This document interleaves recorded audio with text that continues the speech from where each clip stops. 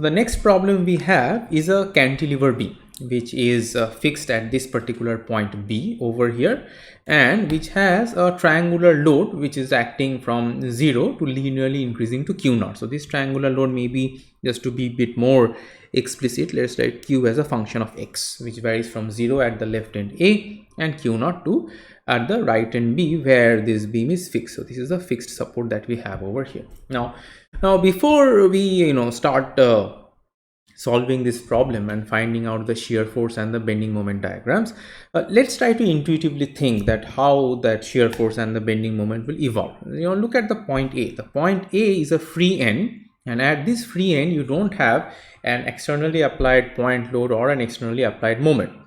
So that tells you that at the point A, the shear force and the bending moment must be equal to 0, right? So that is takeaway 1. Takeaway 2 is that if you take a look at this beam, it is a cantilever beam, say, which is fixed at one end. So if this is my cantilever beam, say, which is fixed at this particular support where my hand is, and say I'm applying a load, say triangular or whatever, the load is acting vertically down, you see how the beam bends. The beam actually bends in a hogging kind of a fashion. It is not the sagging phenomena which we said as a positive, which gets drawn in the upper half when you draw the bending moment and the shear, when you draw the bending moment diagram, right? So it is going to be a hogging kind of a moment. So the entire beam is going to deflect like this. So instead of being a trough, it is becoming a valley, something like this over here, right? So with those intuitive takeaways from this problem, let's try to solve it. Now, one more thing before we start to solve. You see, this is a problem where again you have to apply your common sense. For here, if I am cutting the section, so here suppose to draw the bending moment and the shear force diagram, if I cut a section over here, right, at a distance x. Now for this problem, if I am going from left to right, it's much easier for me to solve than I'm going from right to left.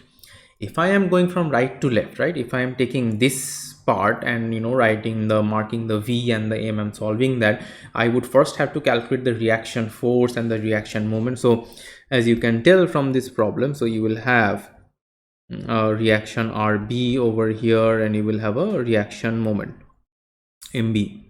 I'm simply marking them without any regard of sign or anything. Later, if I have to find out, the problem will come out and tell me that what is going to be the RB, MB, and what directions they will take, right? But if you are solving from this right to left, you have to know these things in, and also you have to deal with a trapezoid kind of a loading. As opposed to if you're going from left to right, you have no forces, nothing acting over here. You just simply have the UDL, which you have to balance with the internal shear force and the internal bending moment, right? So let's go ahead and solve this problem. So as is customary, again, let us draw the beams, right, on which we are going to mark the shear forces and the bending moments. Right, so these are, on the first one I'm going to mark the shear force, and in the bottom one the bending moment. So here I have taken, say, this section that is there. So let me draw the left hand part of the beam from here to here. If I just go ahead and represent this as something like this, right?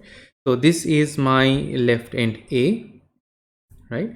And say this distance which I have just taken, this distance is my X, and here I have this triangular load which is acting, Q of X, which is varies from 0, and say at here at this particular point I have at a distance X, what will be the, so if the value it goes from 0 here to Q naught over here, at any particular distance X, this value is going to be Q naught times X divided by L, right? Because if you put X equals to 0, it boils down to 0. If you put X equals to L, it boils down to Q naught over here, right? Okay, so now I'm going to go ahead and mark my shear and the shear force and the bending moment. Positive convention, I'm going from the left of the beam to the right of the beam. So I'm going to mark my shear, trying to rotate my element in a clockwise fashion. So this is my V, right? And my moment M, trying to bend my beam into a trough. We will find it out later as we hypothesize this M should come out as negative. So let's see what it comes out as. So now if I have to write the expression for V, what do I get? I get V plus this triangular load I can replace with an equivalent load. So let me again with a squiggly line, let me represent this equivalent load that is there. So the magnitude of the equivalent load is half times the base x times q naught x by L, right?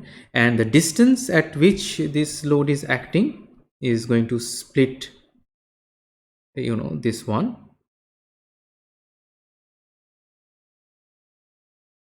So this will be 2/3 of x for the triangle at the CG where it acts, and this will be 1/3 of x, right? So what I have over here, so for the V, so I'm just balancing the forces. I have this V and this equivalent load which I just wrote over here, plus q naught x square by 2L will be equals to 0. So that tells me that my V is going to be negative of q naught x square by 2L, right?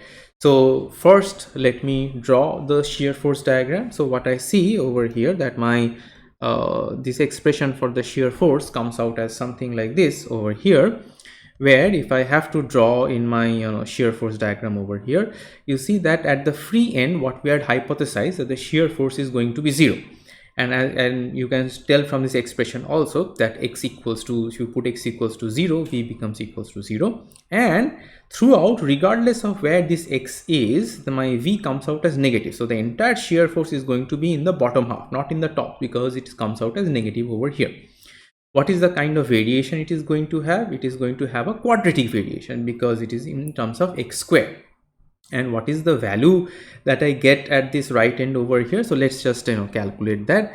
So if we calculate the value, so at x equals to L, what you will get is V equals to negative of q naught L over 2, right? So x square will be L square, 1 L square, and the bottom will cancel, so you will get a negative of q naught L by 2. Now is that intuitive? Let's see, right?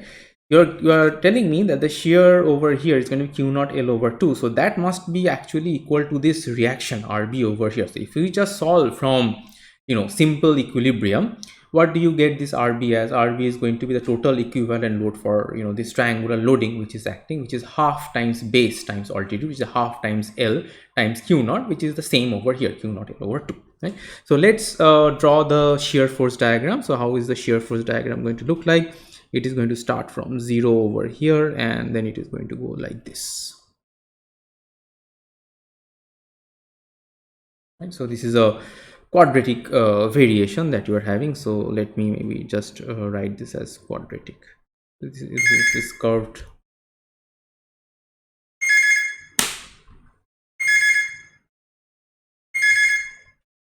So let us now draw the shear force diagram in this particular figure over here. So I have a 0 shear force at this end. I have a shear force of q naught L over 2, which I calculated here, right? I have this shear force, and the variation is quadratic. So how is that going to look like? So it is going to be a 0 shear here, and it will be a quadratic variation over here. So this point is 0,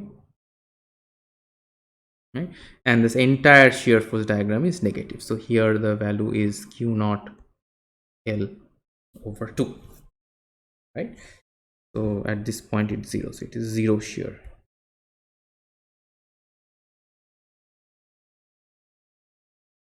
right? Now let's talk about the moment, the bending moment. Let's just write the expression for the bending moment here as well. What we have is m plus, I'm going to take I'm taking the moment about this particular point, so it is going to be m plus, because m I've written in this anti-clockwise, and this equivalent load also is trying to rotate the member in an anti-clockwise manner. So it is going to be m plus u naught x square by 2L times this distance, which is x over 3. This becomes equals to 0. So that gives you the expression that m is negative of q naught x square, no sorry, it will be x cube by 6L. So the moment varies in a cubic manner. Now also again, as we have hypothesized that at this free end moment must be 0. As you can see over here, if you put x equals to 0, this becomes 0 over here. And what is the value of the bending moment at this particular point? Well, let's just put at x equals to L, we put m is going to be negative of q naught L cube by 6L. So that is negative of q naught L square by 6. Right, and the variation is cubic because it is not x cube. And if you calculate this mb from simple equilibrium, from simple statics, you will see this mb comes out as this one. Okay? So if we have to mark over here, it has a cubic variation and negative, right? So this one comes out as q naught L square by 6. I'm not writing the negative signs over here because I've already done in the bottom half plane, which is the customary for the negative for writing the negative shear force or the negative bending moment. Also, if you're trying to figure out that whether these curves which you drew over here are going to be concave up, like this is a concave up curve or concave down, what I'm saying is that this is a cubic curve which you just drew over here. So let's maybe first mark this. So this is a cubic, that is degree 3, and this is quadratic. So if you are wondering that if this cubic curve, whether it's a cubic like like this, that is the concave up, or it's a cubic like this which is a concave down, the easy way to find that out, and sometimes you make it confused that whether it's a cubic like this or like this, the easiest way to find out is to take the slope, right? So if you take the slope of m, and this is just extra things I'm telling for the sake of discussion over here. For example, if we take the slope of m, what do I get? I get dm dx. Over here I get the negative sign still stays, so I get q naught x square by 2L, right? So what does that tell you? So that tells you at x equals to 0, the slope is 0 over here, and as you keep on bumping up the x over here, it becomes more and more negative. So you are essentially going from a place which has a 0 slope to a higher negative slope over here, as opposed to this one over here. Here you see, here your slope here starts at negative, which is typical for concave down curves, and then you are approaching slopes which are 0 and then positive. So from the slope itself you can tell whether your cubic curve or the quadratic curves that you have are either concave up or concave down or not. So I hope this example was clear for the cantilever beam with a triangular distributed load.